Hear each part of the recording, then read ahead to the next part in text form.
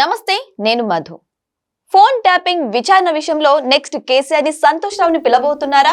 అయితే ఆర్కే తన వీకెండ్ కి సంబంధించిన పత్రికలో దీని గురించి ప్రస్తావించారా? అయితే మనం క్లియర్ గా తెలుసుకుందాం. ప్రస్తుతం మనతో పాటు ఉన్నారు సీనియర్ జర్నలిస్ట్ సిఎస్ రావు గారు. వారిని అడిగి మరిన్ని విషయాలను తెలుసుకుందాం. నమస్కారం సార్. నమస్తే సార్, ఫోన్ ట్యాపింగ్ విషయమై ఆల్రెడీ హరీష్ రావుని, కేటీఆర్ ని కూడా పిలిపించారు. నెక్స్ట్ ఇంకా కేసీఆర్, సంతోష్ రావేనా సార్? దీనికి సంబంధించి ఆర్కే కూడా తన వీకెండ్ లో ప్రస్తావించారు. ఇదంతా నిజమేనా? ఆర్కే గారు ఏదన్నా ఒక అంశాన్ని పొందుపరిచారంటే డెఫినెట్గా దాని వెనక ఇన్ఫర్మేషన్ ఉండి ఉంటుంది, ఎంతో కొంత ఇన్ఫర్మేషన్ అయితే ఉంటుంది. మరీ వీక్గా అయితే ఆయన తన వీకెండ్లో కొత్త పలుకు అనేటువంటి దాంట్లో ప్రతి వారం రాసే దాంట్లో మెన్షన్ చేయడానికి నేను అనుకుంటున్నాను. ఎందుకంటే ఆయన సీనియర్ జర్నలిస్ట్ కాబట్టి ఆ తరహా పరిచయాలు ఉంటాయి, ఆ తరహా ఇన్ఫర్మేషన్ కూడా ఉంటుంది. లేదంటే ఆయన రాయడు. సరే, ఆయన రాసిన దాంట్లో కొత్త పాయింట్ ఏంటంటే రాబోయేటువంటి రోజుల్లో కేసీఆర్కి అలాగే సంతోష్ రావుకి ఇద్దరికి ఫోన్ ట్యాపింగ్ కేసు విషయంలో నోటీసులు ఇచ్చేదానికి అవకాశాలు ఉన్నాయని చెప్పి రాశారు. అంటే ఇప్పటి వరకు ఫోన్ ట్యాపింగ్ కేసులు ఎవరెవరిని విచారించారు? ఆ రోజున ఇంటెలిజెన్స్లో ఉన్నటువంటి చీఫ్ ప్రభాకర్ రావుతో సహా అనేక మంది రావులు, అంటే వెలమ సామాజిక వర్గానికి సంబంధించినటువంటి వాళ్ళే ఆ డిపార్ట్మెంట్లో ఉన్నారు. ఇంటెలిజెన్స్ దాంట్లో ఆ రోజున స్పెషల్ ఇన్వెస్టిగేషన్ బ్యూరో కింద ఉన్నారు. వాళ్ళందరూ ఒకే సామాజిక వర్గానికి సంబంధించినటువంటి వాళ్ళు. సో వాళ్ళందరినీ విచారించారు. వాళ్ళందరినీ విచారించి వాళ్ళు వాంగ్మూలాలని తీసుకున్నారు. పైగా గవర్నమెంట్ మారిన తర్వాత 2023 ఎన్నికల సందర్భంగా పోలింగ్ రిజల్ట్కి అలాగే ప్రమాణ స్వీకారానికి మధ్య దాదాపు ఒక వారం పాటు గ్యాప్ ఉంది. ఈ వారం పాటు మూసీ నదిలో కొన్ని పరికరాలను తీసుకెళ్ళి వేశారు, ధ్వంసం చేశారు. అలాగే కొన్ని ఫైల్స్ని లేకుండా తగలబెట్టేశారు.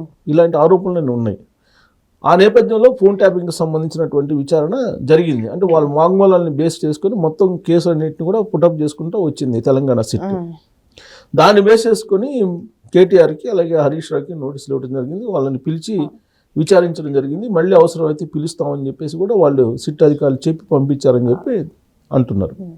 అయితే ఇప్పుడు అసలు ఎందుకు ఫోన్ ట్యాపింగ్కి సంబంధించినటువంటి కేసులకు నోటీసులు ఇచ్చారు అని అంటే, ఈ నైని బొగ్గుకి సంబంధించినటువంటి టెండర్ల రద్దు ఇవన్నీ వచ్చాయి కాబట్టి దీన్ని హైజాక్ చేసేందుకు ఈ ఇష్యూస్ తీసుకొచ్చారనేది బీఆర్ఎస్ పార్టీ వాళ్ళు అంటున్నారు. మరి ఆ కేసు విచారణ సీరియస్గా జరుగుతుందా లేదా అని అంటే అది పొలిటికల్గా వెళ్తుంది. పొలిటికల్ ఇన్ఫ్లుయెన్స్ లేకపోతే కనుక ఈ పాటికి ఈ కేసు ఫైనల్ కూడా అయిపోయినది, విచారణ కూడా అయిపోయినది. కాళేశ్వరం అదే తరహాలో అయింది. అలాగే ఫార్ములా ఈ రేస్కి సంబంధించినటువంటి కేసు కూడా అదే అయింది, నాన్ సీరియస్గా. కాళేశ్వరం ప్రాజెక్టుకు సంబంధించి ఏమో సిబిఐ కోర్టులో వేసేసారు తీసుకెళ్ళి. ఫార్ములా ఈ రేస్కి సంబంధించినటువంటి కేసు ఏసీబీకి అప్పచెప్పారు. ఆ ఏసీబీ అరెస్ట్ చేస్తుందో లేదో తెలియట్లేదు. ఇప్పుడు ఫోన్ ట్యాపింగ్ కేసు వచ్చింది. ఈ ఫోన్ ట్యాపింగ్ కేసు వచ్చేసి నీకు ఇండియన్ టెలిగ్రాఫిక్ యాక్ట్ కింద చాలా సీరియస్ సెక్షన్స్ తోటి కూడుకున్నటువంటి కేసు ఇది. దీని కింద కనుక సీరియస్గా విచారణ చేస్తే వాళ్ళు జీవితకాలం పాటు జైల్లోనే ఉండాల్సి వస్తుంది. కాబట్టి ఈ విచారణ సీరియస్గా జరుపుతారా లేదా అనేది పక్కన పెడితే రాబోయేటువంటి రోజుల్లో సంతోష్ రావుకి అలాగే కేసీఆర్కి ఇద్దరికి నోటీసులు అయితే ఇస్తారు అని చెప్పి రాశారు. ఎందుకు ఇస్తారంటే ఇప్పటి వరకు రాష్ట్రంలో జరుగుతున్నటువంటి రాజకీయపరమైనటువంటి అంశాలు ఏవైతే ఉన్నాయో వాటిని డైవర్ట్ చేయడానికి ఖచ్చితంగా నోటీసులు ఇచ్చే అవకాశం ఉంది అని చెప్పి అంటున్నారు. సరే, ఇంతకీ అసలు ప్రభాకర్ రావుని అమెరికా నుంచి తీసుకొచ్చారు. అలాగే శ్రావణ్ రావు ఒక ఛానల్కి సంబంధించినట్టు ఓనరు, ఆయన్ని కెనడా నుంచి తీసుకొచ్చారు, విచారించారు. వాళ్ళు ఇచ్చినటువంటి వాంగ్మూలాన్ని బేస్ చేసుకొని మరి ఫోన్ ట్యాపింగ్ జరిగిందా లేదా, ఎవరు చేశారు అని అంటే కేటీఆర్ గారు ఏమంటున్నారు, కొన్ని ఫోన్లు ట్యాప్ చేయడం అనేది కామన్ అని చెప్పి ఆయన అంటున్నాడు. అలాగే కేసీఆర్ గారు ఏమంటున్నారు, ఫోన్ ట్యాపింగ్ అనేది పెద్ద కేసా అని ఆయన అంటున్నారు. ఫోన్ ట్యాపింగ్ అనేది నేను చేయమని చెప్పాల్సిన అవసరం లేదు, అసలు ఎస్ఐవి చేసేదే అది, స్పెషల్ ఇన్వెస్టిగేషన్ బ్యూరో చేసేదే అది. కాబట్టి ఫోన్ ట్యాపింగ్ చేస్తుంటారు, పెద్ద నేరమా అని చెప్పి అంటున్నారు. నేరం కాదు, ఫోన్ ట్యాపింగ్ అనేది జరుగుతుంది. ఎప్పుడు జరుగుతుంది?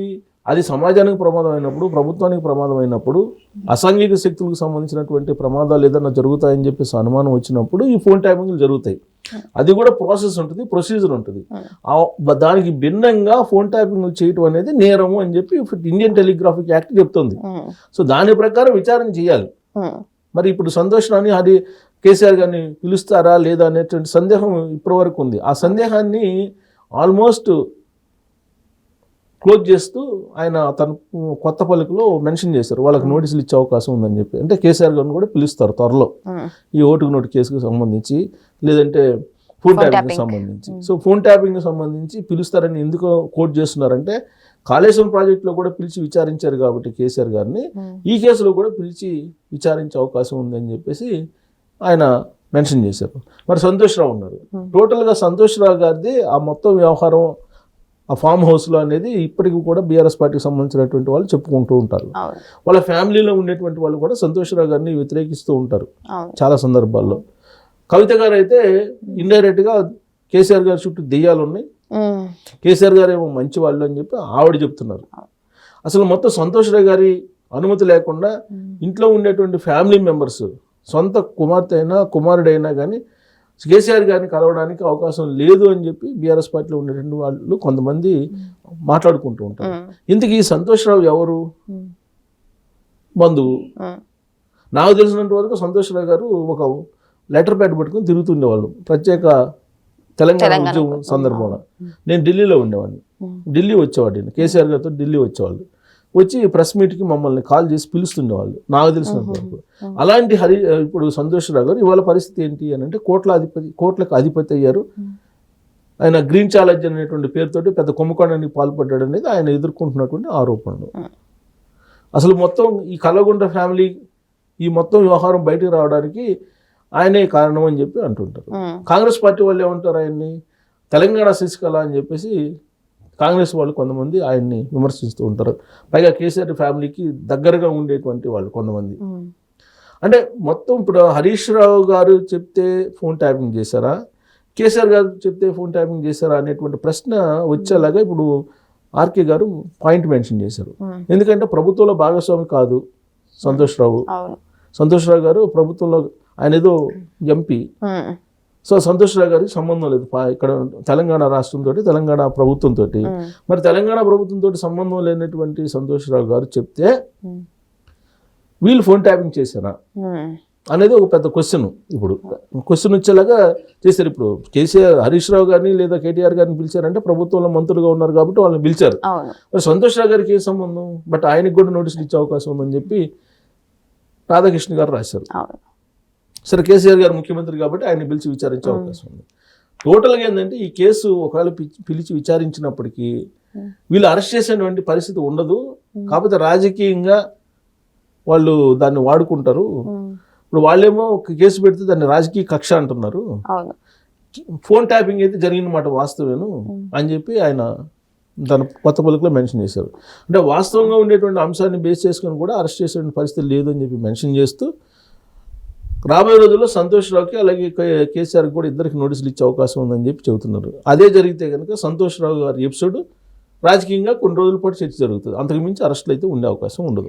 మొన్న కేటీఆర్ని విచారించినప్పుడు బయటకు వచ్చిన తర్వాత కేటీఆర్ గారు నేనే ఈడీని తిరిగి ప్రశ్నించాను, నా ప్రశ్నలకు ఈడీ తడబడిందని చెప్పేసి కొన్ని మాటలు అన్నారు. సార్ ఎవరు మిమ్మల్ని పురమాయించింది, సీఎం రేవంత్ రెడ్డి చెప్తే ఇవన్నీ అడుగుతున్నారా, ఇలాంటి మాటలు కొన్ని యూజ్ చేశారు. నిజంగానే ఈడీని తడబడేలా చేశారా సార్ కేటీఆర్? ఇప్పుడు మేకపోతు గాంభీర్యం అంటారు. ఒక ఇన్వెస్టిగేషన్ ఆఫీసర్ దగ్గరికి వెళ్ళినప్పుడు, ఒక ఇన్వెస్టిగేషన్ ఏజెన్సీ దగ్గరికి వెళ్ళినప్పుడు ఇన్వెస్టిగేషన్ ఏజెన్సీ ఏదైతే అది సమాధానం చెప్తారు. అంతే తప్ప నిందితుడు ఎవరైతే ఉన్నారో నిందితుడు అడిగిన ప్రశ్నలకి ఇన్వెస్టిగేషన్ ఆఫీసర్ నీళ్ళు వదులుతారా? అది హాస్యాస్పదం. అదేంటంటే అది రాజకీయంగా ఏమాత్రం కొంచెం నిరుత్సాహపడకుండా క్యాడర్ని సంతోషపెట్టడానికి మాట్లాడే మాటలు తప్పితే అందులో ఈడీ సిబిఐ ఇక్కడ లోకల్గా సిఐడి అయితే ఓకే అనుకోవచ్చు ఆయన చెప్పినట్టు. ఏ సిబిఐ సిఐడి వాళ్ళు అయితే సెంట్రల్ గవర్నమెంట్ సంబంధించిన సిబిఐ అను ఈడీ కేటీఆర్ గారిని చూసి కేసీఆర్ గారిని చూసి ఎందుకు భయపడతారు? వాళ్ళు భయపడే ప్రసక్తి ఉండదు. వాళ్ళ ఇన్వెస్టిగేషన్ భాగంలో వాళ్ళు అడిగిన ప్రశ్న వీళ్ళు సమాధానం చెప్పాలి. వీళ్ళు అడిగిన దానికి వాళ్ళు సమాధానం చెప్పాల్సిన అవసరం లేదే చట్ట ప్రకారం. వాళ్ళు అడిగిన దానికి వీళ్ళు చెప్పాలి. సో అదంతా కేవలం పొలిటికల్గా ఒక డ్రామాటిక్గా పార్టీని నిలుపుకునేటువంటి ప్రయత్నం తప్పితే అలాంటి డైలాగుల్లో వాస్తవం ఉండదు. కాకపోతే ఏంటంటే ఇప్పుడు ఈ కేసులన్నీ కూడా పొలిటికల్గానే ఉన్నాయి. ఇప్పుడు వీళ్ళు అధికారంలో ఉంటూ వాళ్ళు అధికారంలో ఉన్నప్పుడు వీళ్ళు రాజకీయంగా కేసులు పెట్టుకోవటం కొన్ని రోజుల పాటు నడిపిస్తారు తప్పితే దానివల్ల ప్రజలకి సమాజానికి ఒరిగింది ఏమీ లేదని చెప్పి కొత్త పలుకులో రాధాకృష్ణ గారు చెప్పింది అదే. వాస్తవంగా అరెస్ట్ చేయాలి, ప్రూఫ్స్ ఉన్నాయి, అందరికీ తెలుసు.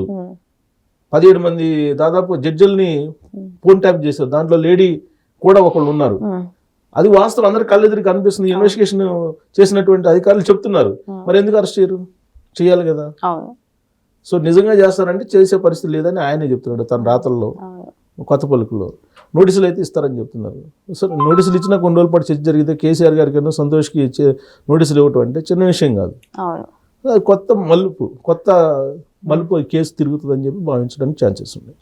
సో ఏదేమైనా సరే జరుగుతున్న పరిణామాలు చూస్తుంటే మాత్రం నిజంగానే కేసీఆర్ కి సంతోష్ రావుకి నోటీసులు ఇచ్చే అవకాశం ఉన్నట్టు తెలుస్తోంది. మరి వెయిట్ చేసి చూద్దాం ఈ పరిణామానికి ఎన్ని రోజులు పడుతుందా అని. Thank you so much. Thank you.